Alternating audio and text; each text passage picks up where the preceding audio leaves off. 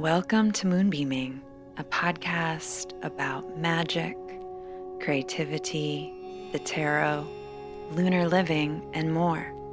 I'm your host, Sarah Faith Gottesdiener, and I'm so happy you're here.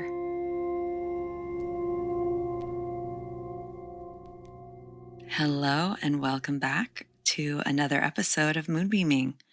This is a space where we explore where the seen and unseen intersect, archetypes, magic, creativity, the moon, of course, and having honest, heartfelt conversations you probably won't find anywhere else. You are here with me, Sarah Faith Gottesdiener, for another incredible episode with an incredible guest. I only have a few announcements today. The first is I've got a new workshop. It's available for immediate download. I can't believe I forgot to mention it here because it came out a while ago, but it's been a little blurry around these parts. The workshop is what I'm so excited about because it's like one of my favorite subjects. It's called Honoring the Dark Moon. And it came about because when I wrote my book, there's a whole chapter on the dark moon. There's a whole chapter on dark moon magic, but I had so much more material, especially with the dark moon, especially because there's not a lot of information out there about it. And so I took a lot of the stuff that didn't make it in, along with some new things, and created this workshop. It is a downloadable workshop about healing from trauma, intense excavation, being with the wilder or more shadowy aspects of ourselves, and how the dark moon is magical, how it resonates to mystery and the unknown. I go deep into some of the goddesses that are associated with the dark moon, deep into the tarot of the dark moon, and I share a technique I use called tarot sequencing that has helped me so much. It also includes a meditation as well as worksheets. The workshop itself, which is a video, you can also just listen to it. It's almost 2 hours, y'all. It is deep and rich and comprehensive.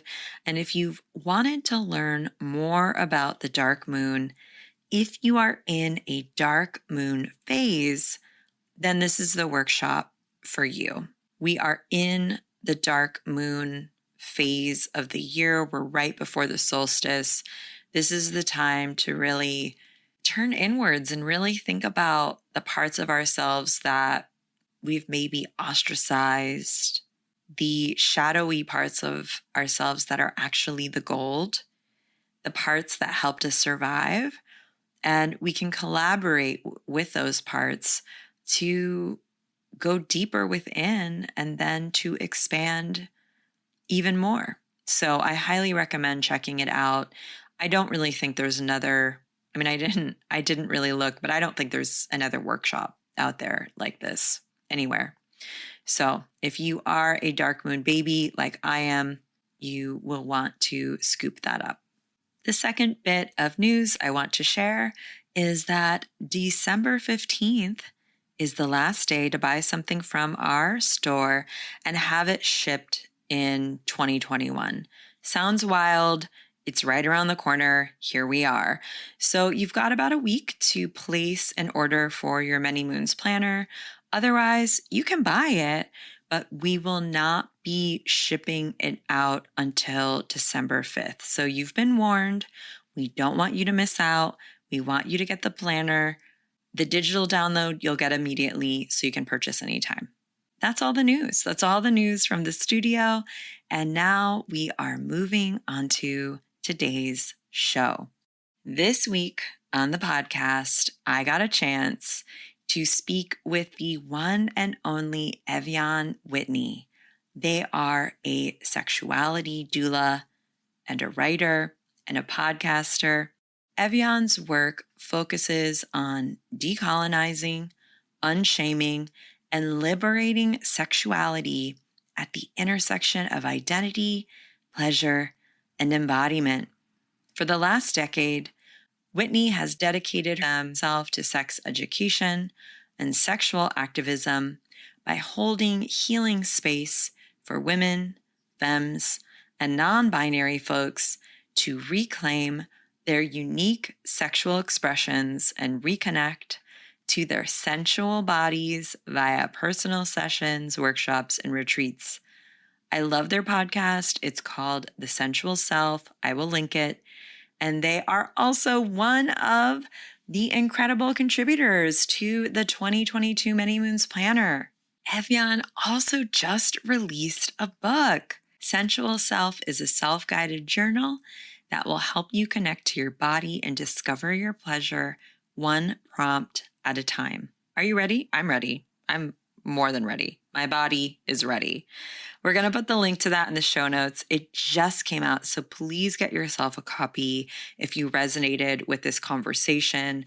The first week of sales and the first month of sales are really important to authors, so let's support Ev'Yan and their work. Ev'Yan has the best energy. They are so smart and so compassionate and so embodied. Having this conversation with them inspired me so much more to be present and in my body and to turn towards pleasure. And I ended up getting vulnerable because they are so vulnerable.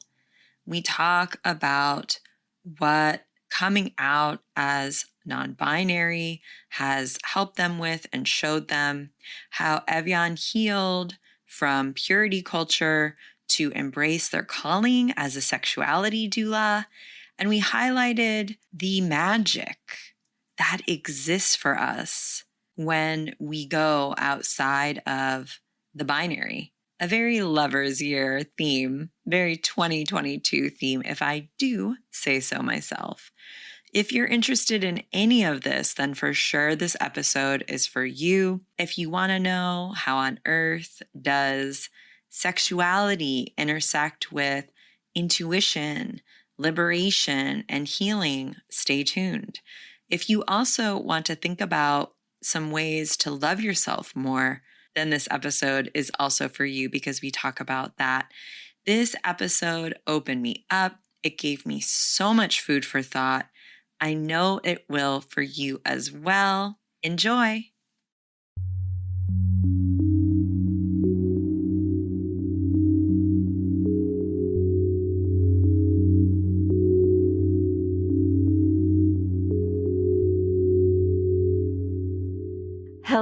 Hello, everyone. I have the most special guest with me here today. This is someone who I've admired for so long. I've been really inspired by their work, and I cannot wait for all of you to hear their wisdom and their beautiful voice. I'm a big fan of their podcast as well.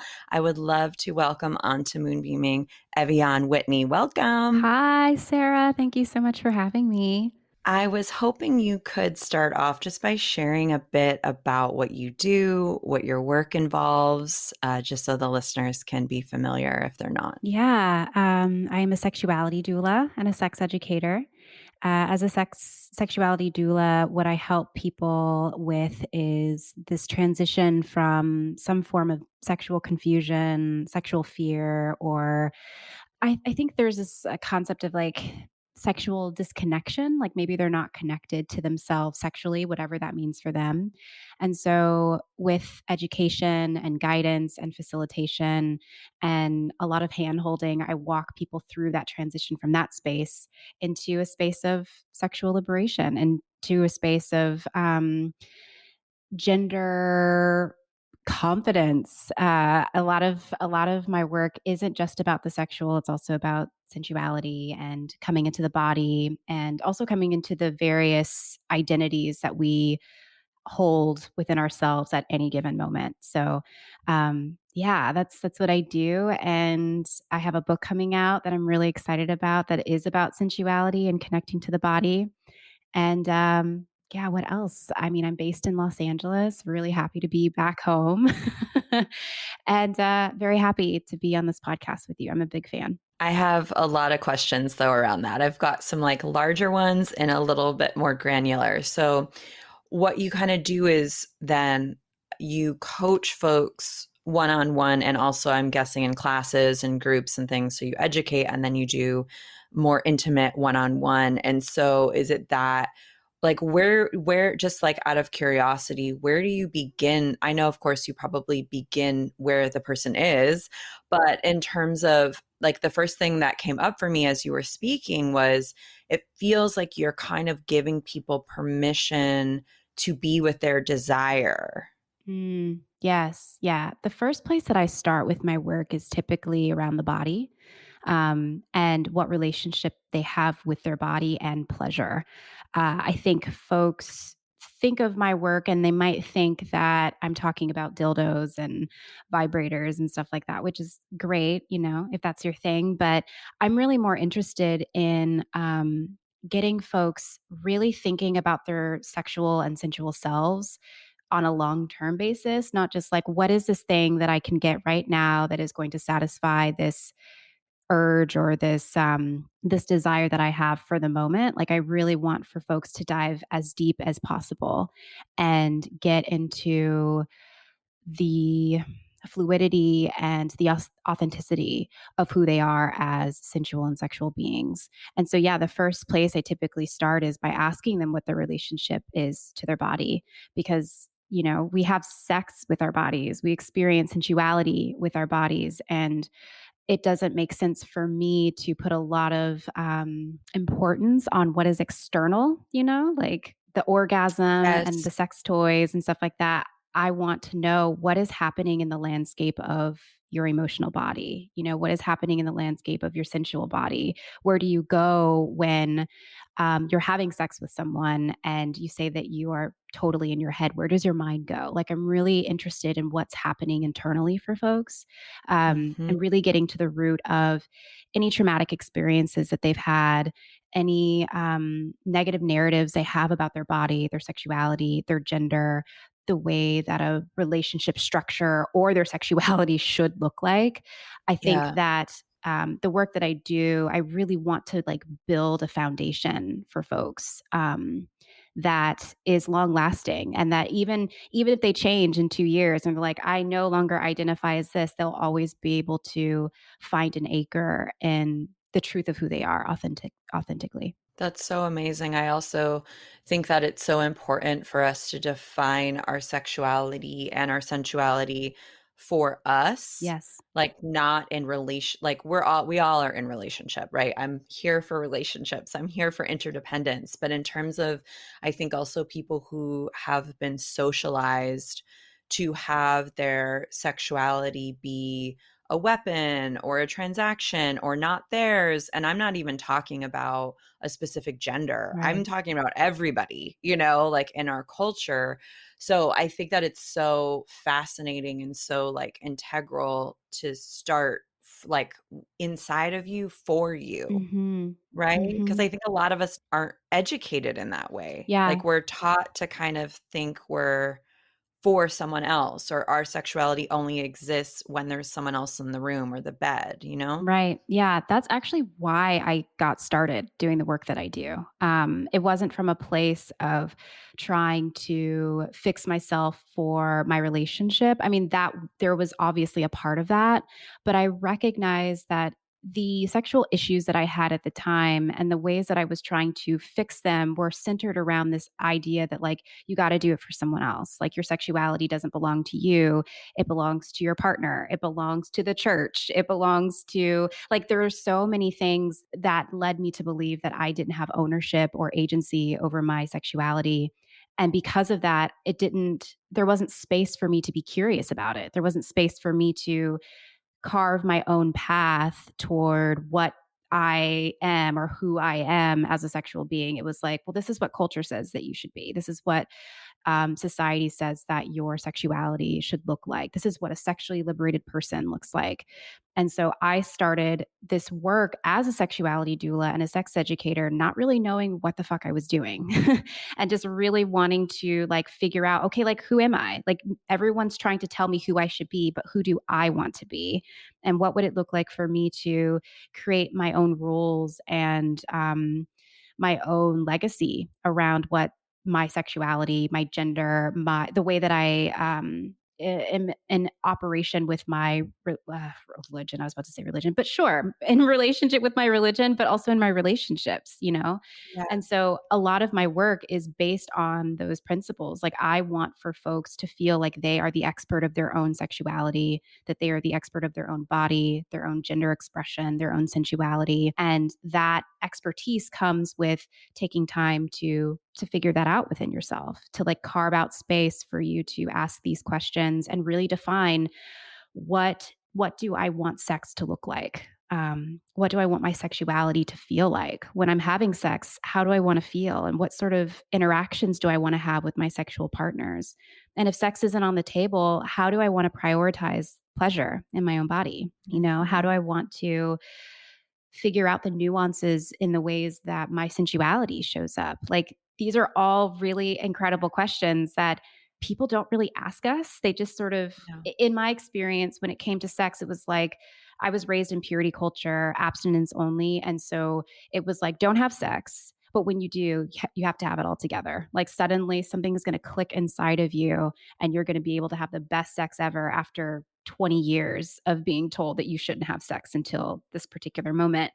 And yeah, I Mm. just that I think because of that teaching, I wasn't given the space to really think about and like ask these questions. It was almost sort of assumed that like, oh yeah, everyone sex is natural, you know, like, and Yeah. if you're not operating with it within this like space of being natural or whatever, then there's something wrong with you. And so my work is Right. just trying to normalize what people go through and to let them know Right. that you're not alone, and Yes. also that like you have the answers. You just have to take the time to and trust yourself that you'll be able to find them. Yes, I love that so much, especially as you were speaking, I just was thinking about how if only we just talked about these things and normalized things like not having it all together or not being normal or even like not to get into hard territory, but of course I can only think about myself. Like, I have a lot of sexual trauma, right? Yeah. Like I have been assaulted, other things have happened,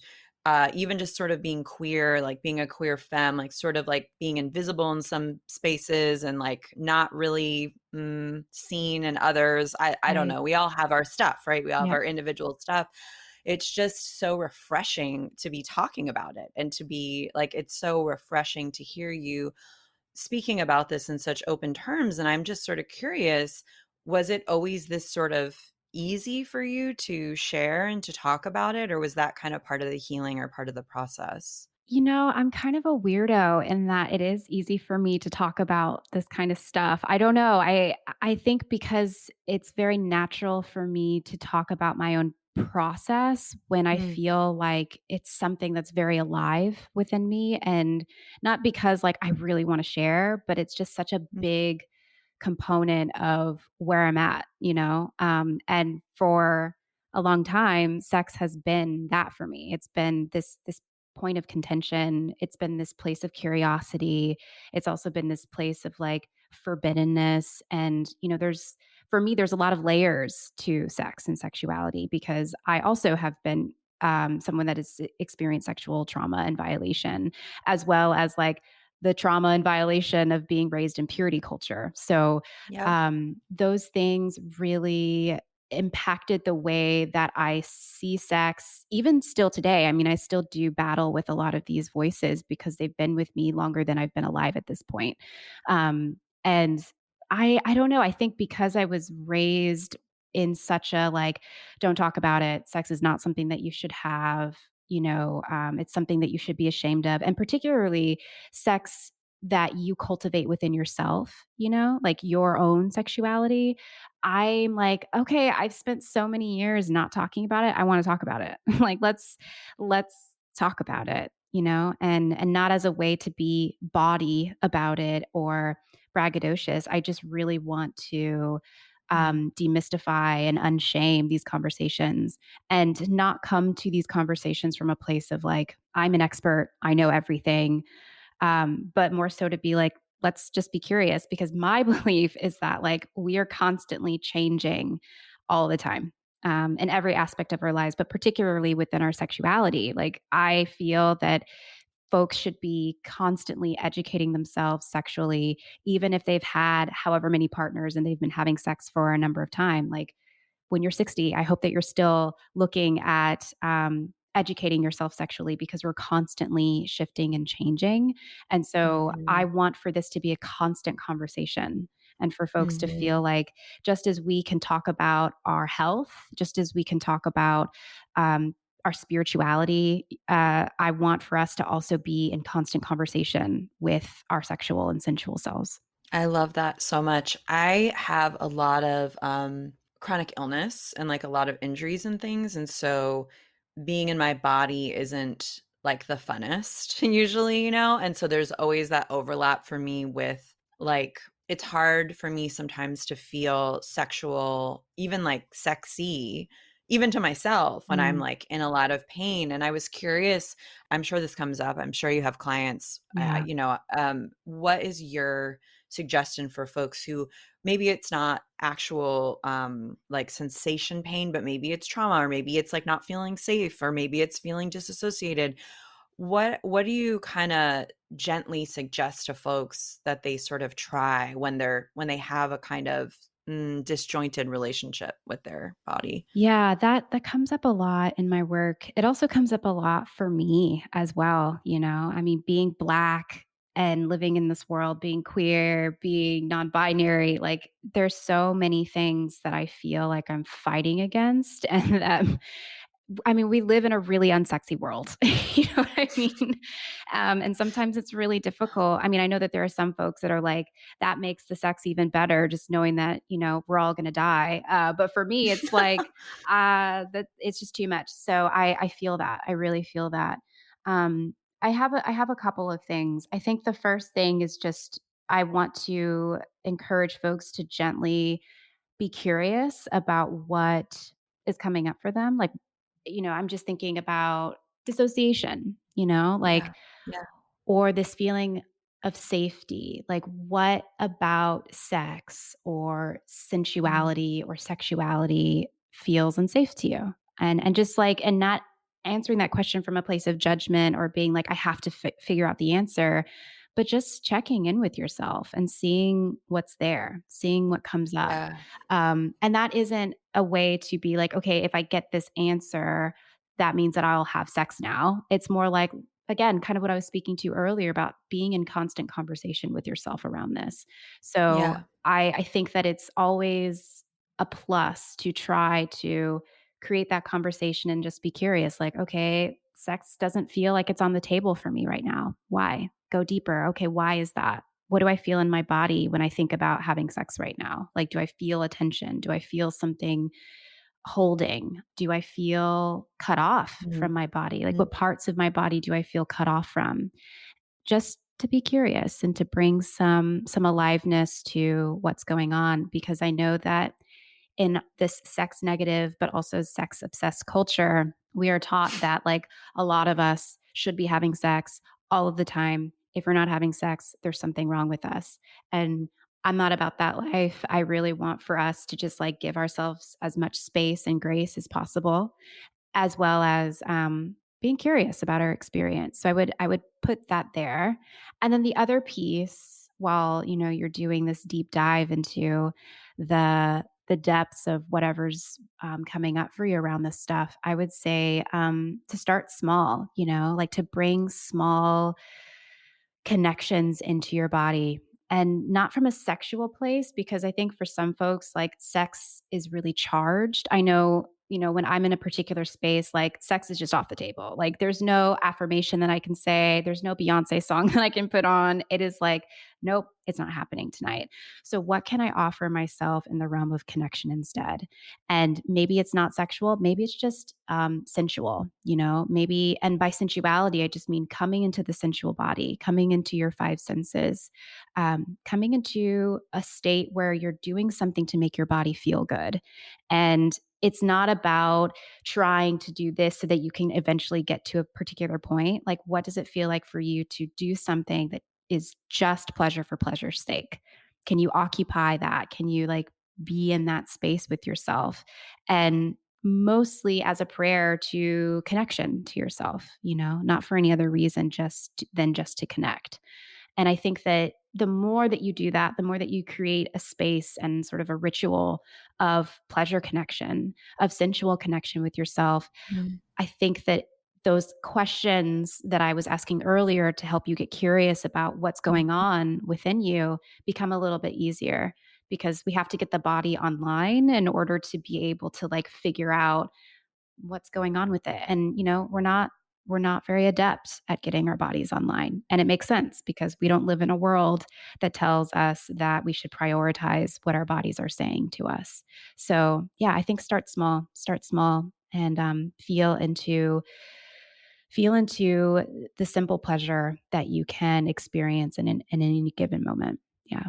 Yeah, I wanted to bring this up because you brought it up. What for you is the difference between sexuality and sensuality, and how are they connected? Yeah, I'm really glad that you asked that question because I've been doing a lot of conversations lately about this because of my book coming out. And I'm realizing that people don't really know what sensuality is, or like they think that they do, but they don't. There's like a lot of like, I don't know, what is sensuality? And I feel that. I mean, when I first got into this work, when I saw the definition of sensuality, I didn't even see the definition of sensuality first. I heard people talking about what sensuality was, and it was relating to sex. So like, and in particular, it was relating to the ways that um, someone is externally viewing someone else who is in Right. this space of sensuality. So it was like a come hither look. It was like pouty lips. It was like sucking on a lollipop to try to titillate someone. um, Fun fact, you can go to like Google or something and just type in sensuality and look at the image section. And I think that will give you a really clear understanding of why folks are so confused, because I think for a lot of us, we think that sensuality is for somebody else's gaze. It's something that we wear. It's a gesture that we do with our body. It's mannerisms that we have. And that's not to Right. say that that's not true. I think that when you are connected to your body and your sensuality, that essence naturally comes out, and folks will want to see that, and maybe you even want other people to see that.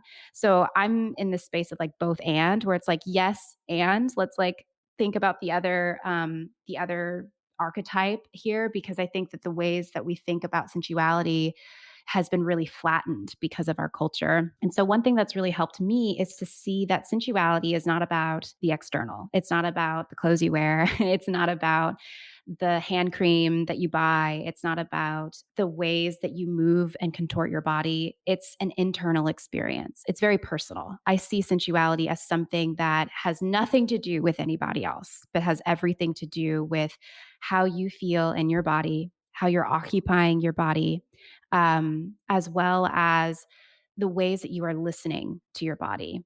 And one of the ways that I like to think about sensuality, and I wrote this in my book, Sensual Self, is that sensuality is a practice of paying attention with your senses. And it's like Mm. it's a practice of presence. Like the only way that you can be present enough to pay attention with your senses is you have to slow down. So, a lot Yeah. of us, in order for us to access our sensuality, to be within our bodies and to feel into our senses, we have to slow the fuck down. We have to figure out, like, how can we slow our pace in order to feel into this moment? Like, and it can be as simple as, like, what am I hearing right now? What am I looking at right now? Just going through the senses in that way. Whereas with sexuality, I feel like sexuality It's not that it's like 100% different because I really do feel like they play with each other. Um, I believe that you can't have the best sex of your life unless you have access and understanding to your sensuality because again, we have sex with our bodies, so we can only have the best sex of our lives if we are fully in our bodies. And so I think that the work around sensuality plays such a big role in our ability to show up to our sex lives. And that's like one of the Mhm. reasons why it's a foundational piece in the work that I do. It's one of the reasons why I ask folks when we first start working together, what is your relationship to your body and what is your relationship to your pleasure? Because if you're not in your body, there's no way that you're going to Yeah, be able to have those connections and that intimacy within a sexual place with other people. Um, right. so yeah, there's so much here and I could go on and on and on, but that's kind of how I see sensuality and how different it is. Yes, I love that. I mean, what came up for me as you were speaking is that it's spiritual, and Yes. it's, because we're in the moment and we're engaging with our senses, and through that comes a relationship. And I've been thinking so much about intimacy and about intimacy. What does that mean? Mm, What does it mean for self-intimacy? yes. Because I think, again, I think there's a lot of activation around this topic, like sensuality, intimacy, vulnerability, because there's been so much trauma and so much pain, and because a lot of us don't feel safe. I mean, I could be here all day for all of the reasons why, but I love how you expressed it as, like, when we're ready for it, it almost feels relatively simple. Mhm. Sensuality, like, it's not like this, you're not having to do jumping through hoops, you're just No. Yeah. here Yeah. and you're aware. Yeah. And you're holding space for all of the complexities. Like, you could be having a really rough day and you notice there's like a beautiful tree in the distance That's and right. the leaves are waving, and you're just here. You don't have to perform, you just have to experience. Mhm. And so I love how you're describing it. And I think that it's something that anyone can do, at Yeah. any time, no matter what.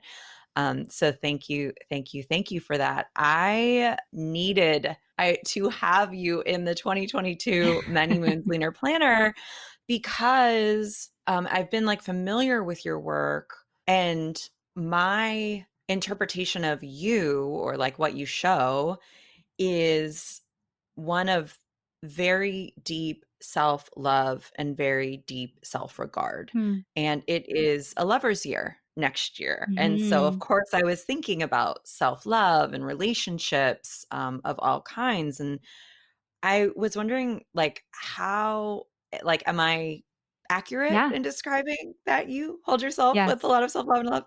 And what does that, I wanna get into that because 'cause I've been unpacking that for me. Like, what does self-love mean for me? What does it look like? What does it feel like? What are the ingredients? Today, here, now, for you, what are some of the ingredients to a self-love practice or a self-regard, self-respect practice? Mm.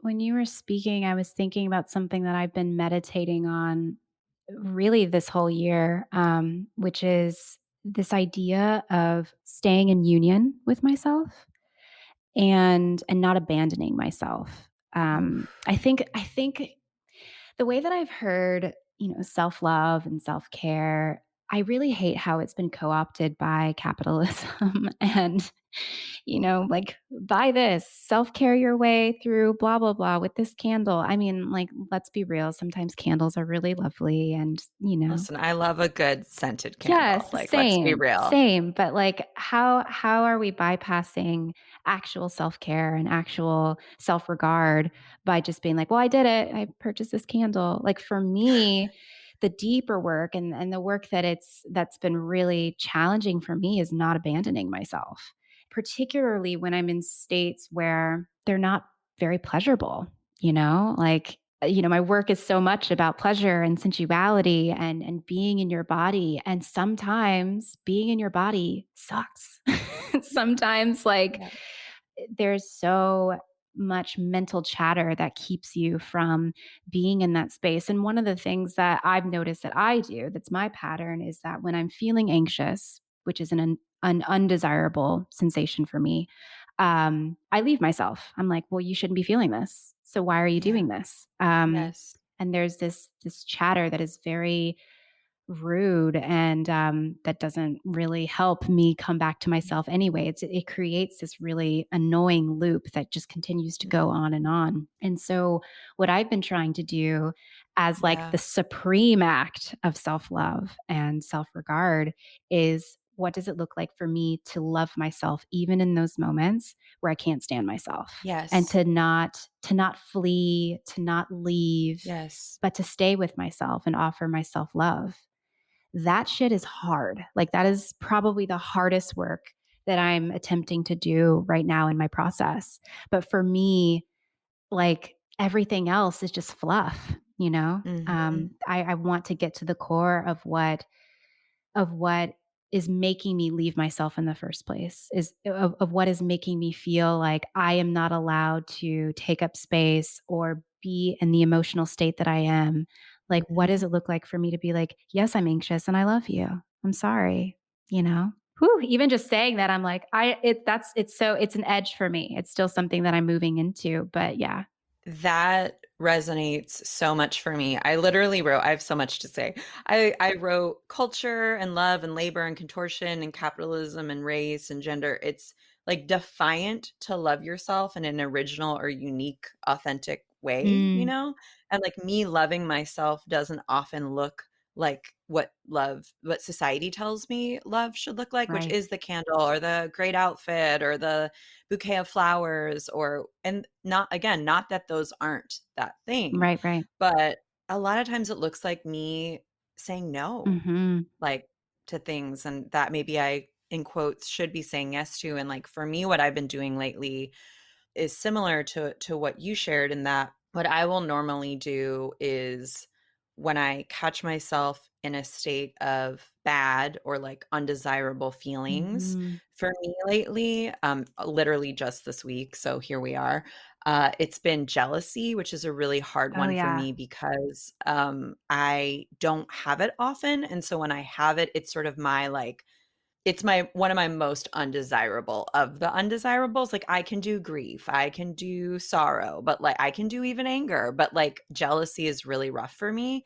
and I'm still sort of trying to figure out why. And in the past, what I've done is I've sort of been like, "This means you're really out of alignment, so just get back in alignment. Don't go there. Yep. Like, don't be with it. Just be like, okay, this is the symbol that you're off. You need more sleep, like you need to get back into your practice, Yep. like your meditation, your exercise, whatever." And this time I've been like letting myself not like intellectualize it, not look for the symbolism of it, but to really go there in the Mhm. like, and underneath that for me has been a lot of core needs Yeah. that are like really related to me not always feeling like I'm safe enough or good enough to receive those. So I've been really like, oh, it's amazing what happens when you stay with yourself through really uncomfortable, hard emotions and sensations. Mhm. It's amazing what, and there's so much intuition comes up.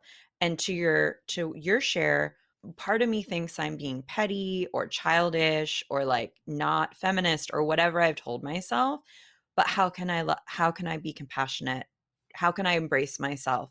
How can I hold myself? Like, how can I let myself go there with care? You know, and it Mhm. has been, like you said, it's like not, it's difficult. Yes. It's difficult. It's not like, oh, instant gratification. Now I'm healed. But it is a different way for me to be with harder things for me to be with. And I've been seeing how a little bit more and a little bit more and a little more curiosity could be really kind of groundbreaking for me personally. So I'm glad you shared that too. Yeah, yeah, that is a really, really big one. I think for me, it stems to this belief that I've been really trying to parse out. I don't even know if it's going to be clear here, but one of the reasons why I run from myself in those experiences or in those moments where it's just so much is, I am afraid of being bad.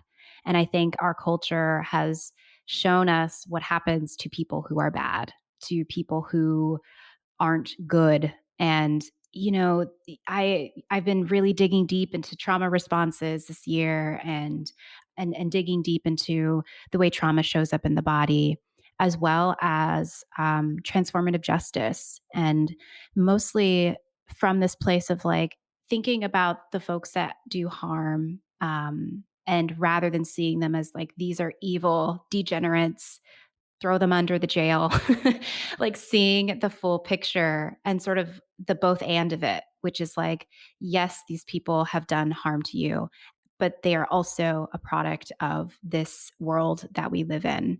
And how I'm trying to do that toward others, but I also want to do that for myself as well, because it's very easy for me to be like, why are you being anxious? This is ridiculous. How much money have you spent on, your meds this year? And like, you should be this, and this. I feel like when I'm speaking to myself in those ways, it feels very much like there's an inner prisoner warden Yep. inside of me. And I'm like, oh no, I don't want to talk to myself like that. There needs to be a space that I live in this world, in this fucked up world that we live in, where I'm not Yeah. enacting harm upon myself. Like, That's there's a right. lot Yeah. of harm that's being enacted upon me, but I don't want to enact harm upon myself. And Mhm. so, yeah, staying in union with myself is not just about like raising my vibration. It's also about Yeah. like decolonizing the voice that is inside of me that really stems from white supremacy. That's what it Yeah. is. It's like that inner police Yep. officer. And then when you, like, go there, you're like, "Oh, they're really terrified." Yes. Like, that is a control tactic. That is, like, something that was created to try to keep them safe, and it's, like, literally doing the opposite. I've also been really fascinated with, okay, it's really easy en route for me to resist and, like, say what I don't want, but what do I want to create? Like, Yeah. what garden, what ecosystem of love do I wanna create? And so for me, a lot of it is around, like, being seen and being heard and being understood and being loved for who I am, not how I am behaving in transaction to someone or what I think they want me to be or whatever. And so I've been trying to foster those moments of like seeing myself Mm. and understanding myself. And I'm wondering if you have your little ecosystem of Evian self-love, like garden of love. Yeah. One practice that I've been trying to do is really feel myself, and like whenever I say this, I'm always like, not in like the Nicki Minaj, Beyonce type of way. I'm actually like feeling my body, feeling my emotions, feeling my Mm, sensations. I move so fast. My brain is always, always, always churning. And it's very easy for me to get trapped up here in my head. And one practice for me has been like, okay, can I drop that energy down into my belly? And can I feel what's really here, And typically it's things that like I don't want to feel, yeah, Lately it's been grief that's been coming up a lot for me. And there's a part of me that's like, no, no, no, let's not, we got a book tour and stuff. Like, we don't have time for grief. So an act of love for me has been like, Evian, you have emotions. You need to feel them, and you need to give them space to feel you. And to just trust that in that process of feeling them. Because I think one thing that comes up for me, and I'm sure it comes up for a lot of folks, is if I allow myself to feel these emotions, I'll live here. Like, I'm going to spiral down into the pits of hell, and I'm never going to be able to claw myself out of it. And I have that fear as well. But I've noticed that the more that I give myself even just tiny moments where I can feel into my emotions, maybe it's not even just like, okay, I'm going to sit here and feel grief for 5 minutes, but more like, okay, I'm feeling grief in my belly right now. Let me just breathe into my belly, give that space some softness, and then I'm going to move on with my day. Like, that feels so much more accessible than yeah, doing a breathwork session for an hour, then crying and snotting all over the place for the next hour. Like, sometimes we need to take small, tiny pieces and just be where we're at with it. So I've been trying to do that as much as I can. And then also, I've been really trying to remind myself that, like, I have so much support. And I think sometimes for me, it can get so dense up in the mind, and I can get so disconnected and dissociated from myself that I also get dissociated from the fact that, like, I am loved, I am protected, I have a horde of ancestors and spirit guides and guardian angels who've got my back.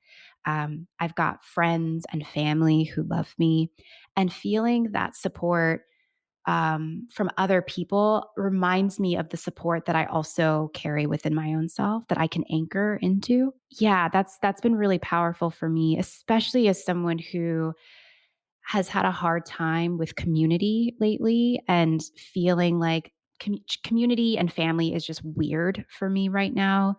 Being reminded that, like, okay, I may not have hundreds of friends, but I at least have a core group of folks that, like, I know no matter who I am, what I've done, they're going to love me regardless. They're going to see the best in me, and that allows me to also see the best in myself in some ways.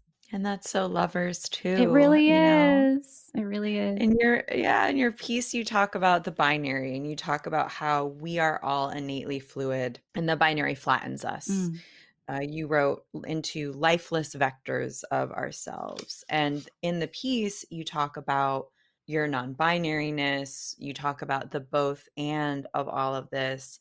And I'm hoping, like, you've been so generous in our conversation, and I'm hoping if you wouldn't mind trying to sort of maybe give us a little offering into how you've been able to hold all of the different parts. One of my cosmic homework assignments for this Hierophant year has been really trying to observe myself when I get into the either or, mhm. the, or if then, like those kinds of Yes. good, bad binary thinking that I unfortunately do, as we all do. Yes. And so your piece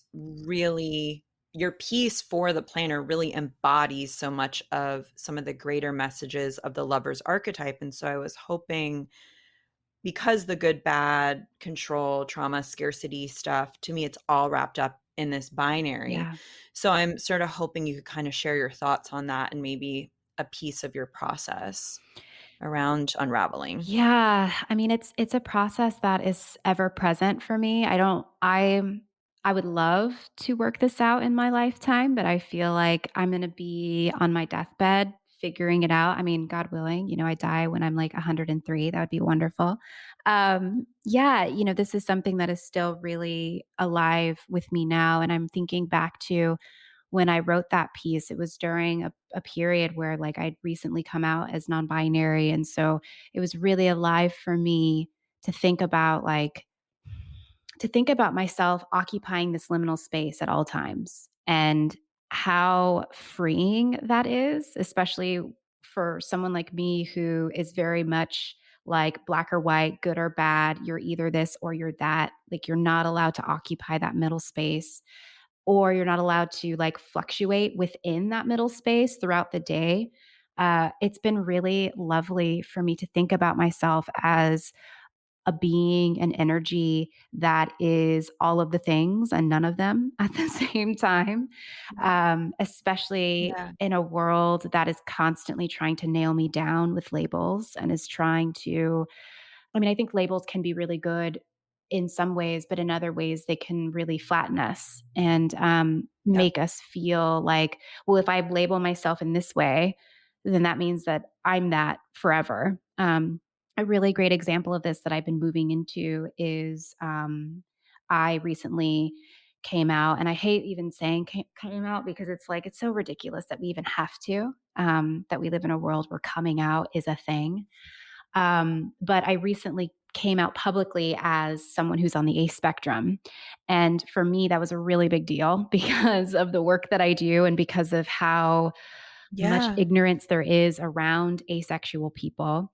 And I've been feeling into what it's like for me to use a term that feels so right for who I am, while also feeling that fear of, like, well, if I'm asexual, then all of these dark things, or it's sort of like this weight I feel that is put on me with that label, with most labels, with this label in particular because it's so fresh. And I've been trying to think of myself as someone who occupies particularly my ace identity, not as like I'm asexual and that is the thing. It's like today I feel very ace. Tomorrow I might not feel very ace because everything around my sexual desire and my libido and my ability to be in my body depends on what's happening in my external and internal world. And so, what does it look like for me to give myself space to like use these particular labels as like touchstones, but to not Mhm. super identify with them and to know that like Mhm. nothing is permanent, everything is Yep. changing. I've been doing a lot of interviews lately, and folks have asked me, like, how do you identify? And, or like, tell me more about yourself. And I'm like, God, who am I today? I mean, Right. tomorrow I'm going to be a different person. I know it, you know? So there's something very Mhm. freeing for me and it allows me to have more space for possibility within my Mhm. expression and in my beingness and in my work and in my relationships and in the ways that I access my spirituality when I can be in liminal space with myself and to not take this so seriously, you know? Mhm. Yeah, it's the word gaseous just came to my mind. I don't know why, Yeah. but it feels very much like that, you know? Yeah. Yeah. I was also wondering if like you could share how, we've spoken about how like labels can be really constricting. And also I'm wondering what about you wanting to discuss and share that you are on the A spectrum. What about that is liberating to like what about that was like you were like, yeah, like this Yeah. feels good. I was just curious. I'm curious about that. Yeah, I mean, it felt really good for me because for so long, I have been trying to put myself into this fixed box that just did not work for me.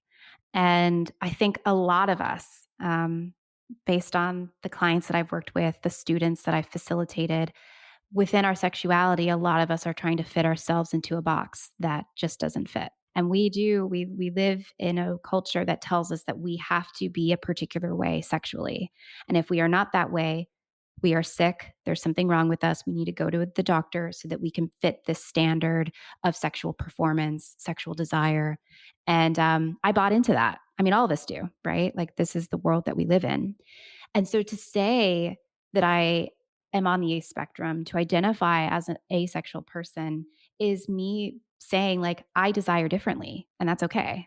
Like my sexual desire doesn't look like what I've been taught it should look like. It has nuance, you know. It has it's not like factory model one size fits all. Like it really is something that is alive within me, and is my responsibility to catch and to cultivate and to be in relationship with. And I really like that. I also there's so much around asexuality and there's so much ignorance and so much misinformation. And so me identifying as this, I think creates possibility models for other people. And actually, when there was a piece that came out about asexuality with Angela Chin in The Atlantic, where I was interviewed by her, and she was asking me about, the way that I identify and how my aceness shows up. It was interesting after that piece came out. I got so many people who were like, "Wow, so I'm ace." It's not like because my experience is very similar to yours, and thank you for being able to like give me language and to help me find community of folks where I don't feel less alone. So there's something really beautiful about that. And like for me, my asexuality really ties into my gender. Like for me to be ace feels very much like feeling non-binary. Um, and my sexuality really plays into my gender as well. So for me, it's like coming to this realization and really embracing this part of me has allowed me to like just put more pieces to the puzzle together, and I'm like, oh wow, it all makes sense. And there's something about that that feels really celebratory for me. Like I'm not trying to find myself in definitions or realizations of myself that other people have created for me. I'm like literally choosing who I want to be. And I'm literally embracing every core and authentic part of myself. And that is an act of resistance. That is an act of liberation. There's this incredible quote that you wrote in your piece for the Many Moons 2022 edition that I really wanted to share because it's just like I was rereading it and I was just, wow, I wrote this down. You write, I think about how my sexuality is more like a circle than it is a line from point A to point B. I think about how differently I desire and how much nuance I require when it comes to my arousal. I also think about how, when it comes to healing my sexuality, I am neither departing nor arriving. I am becoming. It's just Mm, really beautiful. I mm, just was like, this is so good. And I think it's a perfect segue into your book that mm. you have coming out Yeah. that I'm so excited to dig into. Can you share a bit? No spoilers, of course, but can you share a little bit about this project that I'm going to assume you've been working on it for years? Yeah. Yeah, sensuality has been a core piece of my work, and from day one, I think because sexuality was so contentious for me, and there was a lot of charge and a lot of layers that I needed to dig in order to get to the sex piece. But sensuality was always pretty easy for me. I've always been a sensual person. I can remember being a young kid and being really fascinated with my body and fascinated with what I could see and touch and textures. I'm very tactile. And so, that was something that was, I think people try to get that out of me because there is a connotation of someone with a particular body that if they are feeling themselves in that way, that they're fast, and that was something that I heard a lot, that my sensuality was tied to me being fast or um, over sexualized or things like that. So for me, sensuality has been a piece that's been with me for a while. I just needed to decolonize it and make it my own and really define it for who I am. And I want other people to explore that too. And so that's why I wrote my book. It's called Sensual Self, and it's actually a guided journal that people can work through. There's some pieces in there from me about, tips along the way and a little bit of like my philosophy around sensuality. But mostly, I see this book as being a manual that you get to write for yourself that identifies you and connects you and roots you into your sensuality and has you define it on your own terms. And so, Sensual Self is a book that has lots of questions. It's meant to be journaled, like written in. And it also has exercises as well, because I I was thinking about this. Like, for a book about sensuality, I don't want you to just think about sensuality with your brain. I want you to enact sensuality with your body. Like, that feels really important for me. And so the exercises in it will give you an opportunity to feel sensuality out with your own body, and come to your own explorations and understandings about your sensuality with curiosity and also with play, because sensuality is fun, and sometimes it's not fun. Like, I really want to hold space for the fact that, like, sometimes when we are digging into our sensual selves and connecting with ourselves, there's a lot of things that don't feel easy for us to connect to. And, Mhm. I don't want for folks to think that sensuality is all flowers and juicy fruits and, things that make us feel good. Like, sometimes being with our sensual selves means that we have to be with the parts of us that we have been taught not to sit with, coming back into union with ourselves. So I'm really excited about this book. It was such a labor of love to write. And I'm honestly like, I'm so excited to see what is going to come through for folks when they take the time to go through this book. Because, like, I think about who I was when I was getting into this work. And for me, it wasn't enough to just like read a bunch of concepts about sexuality and sexual healing. I had to. I had to carve that path myself with action, with intention, with actually sitting down and thinking about, like, who am I? Who do I want to be? What does it look like for Mhm. me to be that person? What's getting in the way of me being that person? And so I've seen the beauty of what happens when we give ourselves that space to ask ourselves those questions. Like, I've seen Mhm. what opens up in the realm of possibility when we give ourselves that space and time. And so I feel really confident in saying that this book is going to change your life, because it's going to have you coming into your body and getting you literate in the language of what your body speaks to you. So yeah, that's my book, and I'm really excited about it. That's so, so, so exciting. I think it is coming at exactly the right time. I was also curious, I with who did you write this book for? Hmm. I mean, I wrote it for anyone who has a body, you know?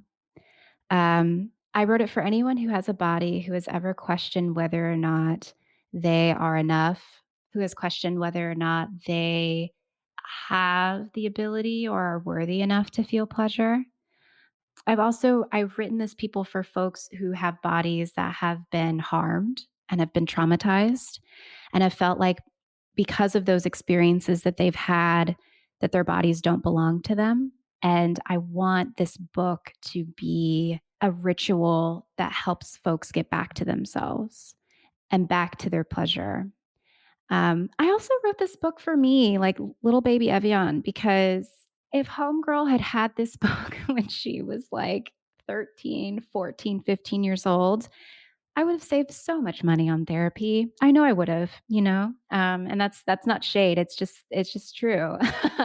And I'm someone who loves questionnaires. I love being asked questions and self inquiry. I mean, I've been keeping a journal since I was 7, so it's very much a part of my process to dive deep into myself and to ask myself questions and to hold space for myself.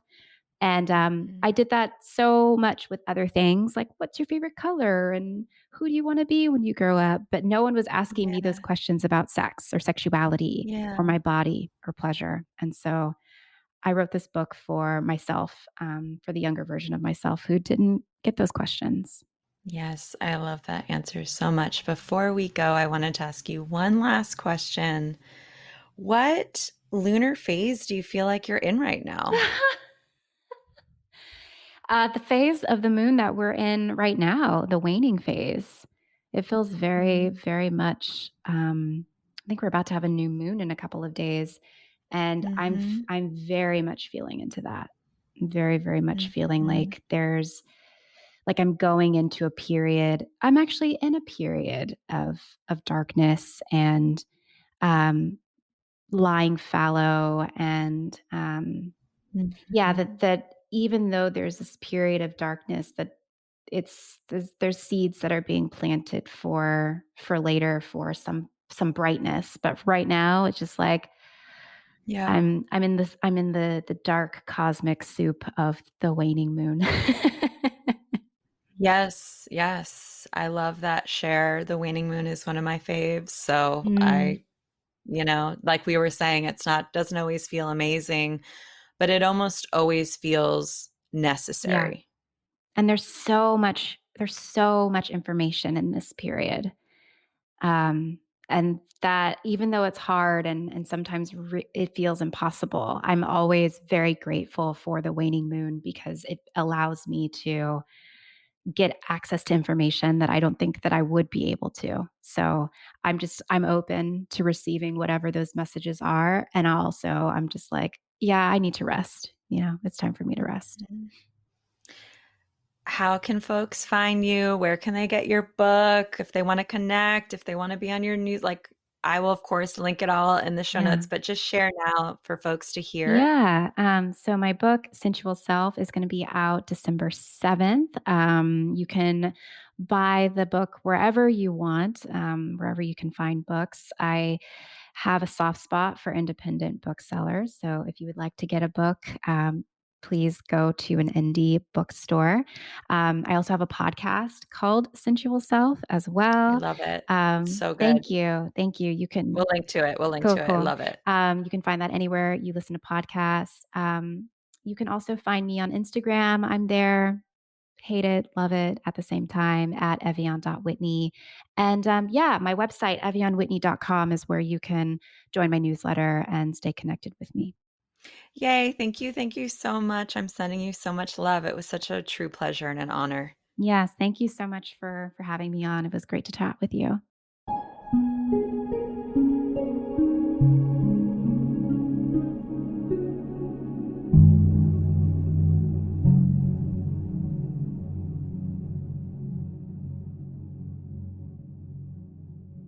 That's our show for the week.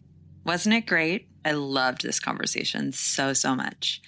Thank you for rating, reviewing, subscribing, forward to a friend. Thank you, thank you, thank you for supporting this podcast on Patreon, for supporting this endeavor financially. It is more meaningful than I can express here. I hope you feel my love and gratitude for all of you. I hope all of my patrons have gotten caught up with the secret episodes as well. There's a lot of goodness in there. It's like another sort of mini secret podcast happening there. Until next time, sending you all so much love. Bye. Moonbeaming is brought to you by the Moon Studio. We are created and hosted by Sarah Faith Gottesdiener. Editing is by Caitlin George Parker, and the sound is by Will Owen. Thank you for your support.